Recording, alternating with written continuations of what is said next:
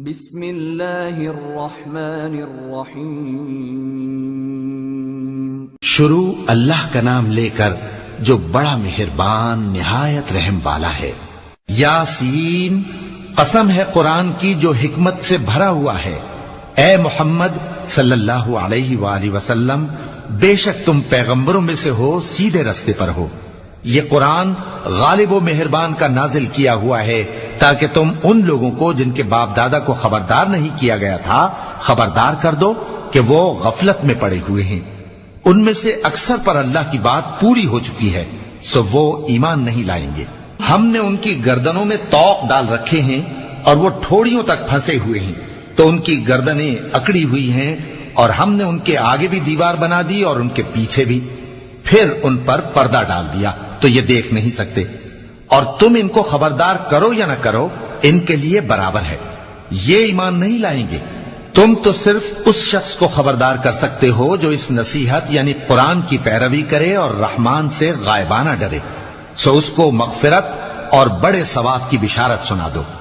بے شک ہم مردوں کو زندہ کریں گے، اور جو کچھ وہ آگے بھیج چکے اور جو ان کے نشان پیچھے رہ گئے ہم ان کو قلم بند کر لیتے ہیں، اور ہر چیز کو ہم نے کتاب روشن یعنی لوح محفوظ میں لکھ رکھا ہے۔ اور ان سے گاؤں والوں کا قصہ بیان کرو جب ان کے پاس پیغمبر آئے، یعنی جب ہم نے ان کی طرف 2 پیغمبر بھیجے تو انہوں نے ان کو جھٹلایا، پھر ہم نے تیسرے سے تقویت دی تو انہوں نے کہا کہ ہم تمہاری طرف پیغمبر ہو کر آئے ہیں۔ وہ بولے کہ تم اور کچھ نہیں مگر ہماری طرح کے آدمی ہو، اور رحمان نے کوئی چیز بھی نازل نہیں کی، تم محض جھوٹ بولتے ہو۔ انہوں نے کہا کہ ہمارا پروردگار جانتا ہے کہ ہم تمہاری طرف پیغام دے کر بھیجے گئے ہیں، اور ہمارے ذمے تو صاف صاف پیغام پہنچا دینا ہے اور بس۔ وہ بولے کہ ہم تم کو اپنے لیے منحوس سمجھتے ہیں، اگر تم باز نہ آؤ گے تو ہم تمہیں سنسار کر دیں گے اور تم کو ہم سے دکھ دینے والا عذاب پہنچے گا۔ انہوں نے کہا کہ تمہاری نحوست تمہارے ساتھ ہے، کیا اس لیے کہ تم کو نصیحت کی گئی؟ نہیں، بلکہ تم ایسے لوگ ہو جو حد سے تجاوز کر گئے ہو۔ اور شہر کے پرلے کنارے سے ایک آدمی دوڑتا ہوا آیا، کہنے لگا کہ اے میری قوم، پیغمبروں کے پیچھے چلو، ایسوں کے جو تم سے صلہ نہیں مانگتے اور وہ سیدھے رستے پر ہیں۔ اور میں کیوں اس ذات کی پرستش نہ کروں جس نے مجھے پیدا کیا اور اسی کی طرف تم کو لوٹ کر جانا ہے؟ کیا میں اس کو چھوڑ کر اوروں کو معبود بناؤں کہ اگر رحمان مجھے نقصان پہنچانا چاہے تو ان کی سفارش مجھے کچھ بھی فائدہ نہ دے سکے اور نہ وہ مجھے چھڑا ہی سکیں؟ تب تو میں کھلی گمراہی میں پڑ گیا۔ میں تو تمہارے پروردگار پر ایمان لایا ہوں، سو میری بات سن رکھو۔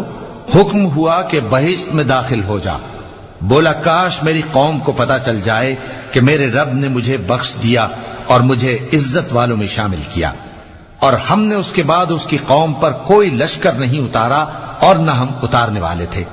وہ تو صرف ایک چنگھاڑ تھی، سو وہ اس سے ناگہاں بجھ کر رہ گئے۔ بندوں پر افسوس کہ ان کے پاس جب کوئی پیغمبر آتا تو وہ اس سے تمسخر ضرور کرتے۔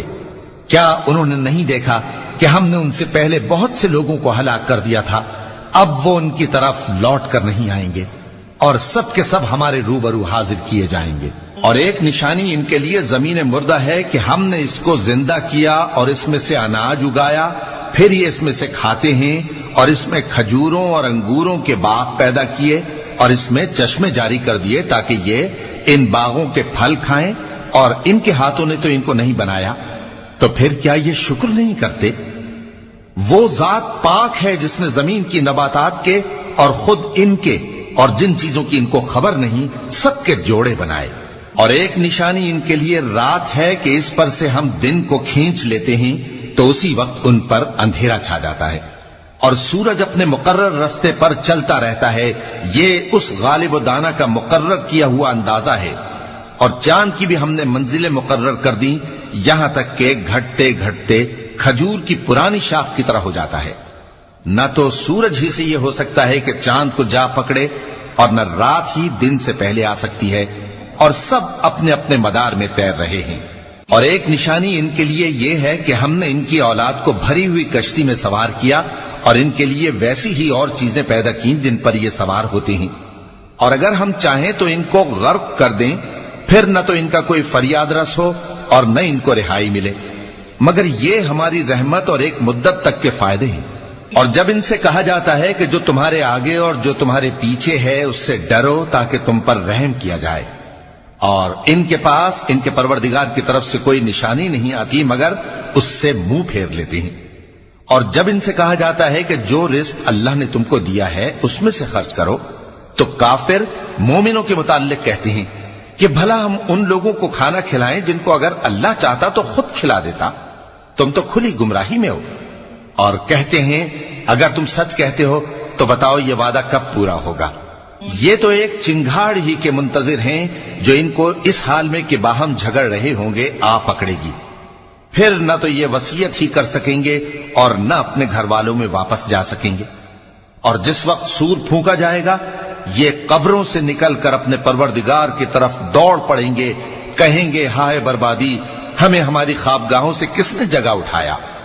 یہ وہی تو ہے جس کا رحمان نے وعدہ کیا تھا اور پیغمبروں نے سچ کہا تھا۔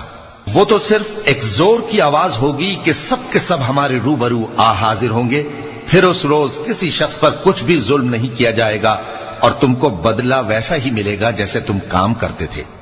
اہل جنت اس روز عیش و نشاط کے مشغلے میں خوش ہوں گے، وہ بھی اور ان کی بیویاں بھی سایوں میں تختوں پر تکیے لگائے بیٹھے ہوں گے، وہاں ان کے لیے میوے ہوں گے اور جو وہ منگوائیں گے ان کو ملے گا، ان کو پروردگار مہربان کی طرف سے سلام کہا جائے گا، اور وہ فرمائے گا کہ گناہ گارو تم آج الگ ہو جاؤ۔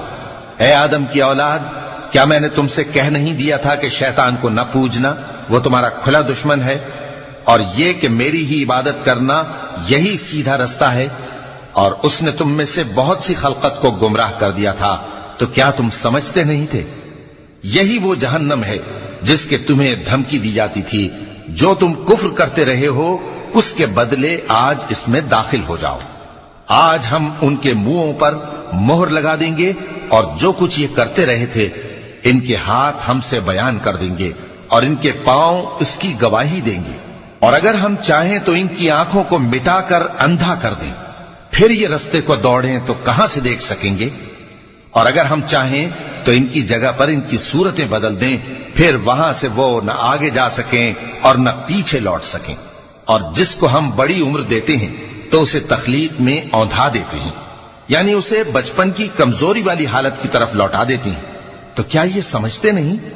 اور ہم نے ان کو یعنی اپنے پیغمبر صلی اللہ علیہ وآلہ وسلم کو شعر گوئی نہیں سکھائی، اور نہ وہ ان کو شایع ہی ہے، یہ تو محض نصیحت ہے اور صاف صاف قرآن ہے، تاکہ اس شخص کو جو زندہ ہو خبردار کرے اور کافروں پر بات پوری ہو جائے۔ کیا انہوں نے نہیں دیکھا کہ جو چیزیں ہم نے اپنے ہاتھوں سے بنائیں ان میں سے ہم نے ان کے لیے مویشی پیدا کر دیے اور یہ ان کے مالک ہیں، اور ان کو ان کے قابو میں کر دیا تو کوئی تو ان میں سے ان کی سواری ہے اور کسی کو یہ کھاتے ہیں، اور ان میں ان کے لیے اور فائدے اور پینے کی چیزیں ہیں، تو کیا یہ شکر نہیں کرتے؟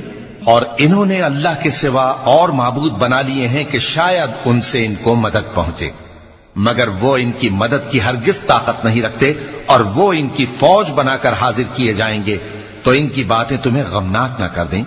یہ جو کچھ چھپاتے اور جو کچھ ظاہر کرتے ہیں ہمیں سب معلوم ہے۔ کیا انسان نے نہیں دیکھا کہ ہم نے اس کو نطفے سے پیدا کیا، پھر وہ تڑاک پڑاک جھگڑنے لگا اور ہمارے بارے میں مثالیں بیان کرنے لگا اور اپنی پیدائش کو بھول گیا، کہنے لگا کہ جب ہڈیاں بوسیدہ ہو جائیں گی تو ان کو کون زندہ کرے گا؟ کہہ دو کہ ان کو وہ زندہ کرے گا جس نے ان کو پہلی بار پیدا کیا تھا، اور وہ ہر طرح کی تخلیق کو جانتا ہے، وہی جس نے تمہارے لیے سبز درخت سے آگ پیدا کی، پھر تم اس کی ٹہنیوں کو رگڑ کر ان سے آگ نکالتے ہو۔ بھلا جس نے آسمانوں اور زمین کو پیدا کیا، کیا وہ اس بات پر قادر نہیں کہ ان کو پھر ویسے ہی پیدا کر دے؟ کیوں نہیں؟ اور وہ تو سب کچھ پیدا کرنے والا کامل علم والا ہے۔ اس کی شان یہ ہے کہ جب وہ کسی چیز کا ارادہ کرتا ہے تو اس سے فرما دیتا ہے کہ ہو جا، تو وہ ہو جاتی ہے۔ وہ ذات پاک ہے جس کے ہاتھ میں ہر چیز کی حکومت ہے، اور اسی کی طرف تم کو لوٹ کر جانا ہے۔ صدق اللہ العظیم۔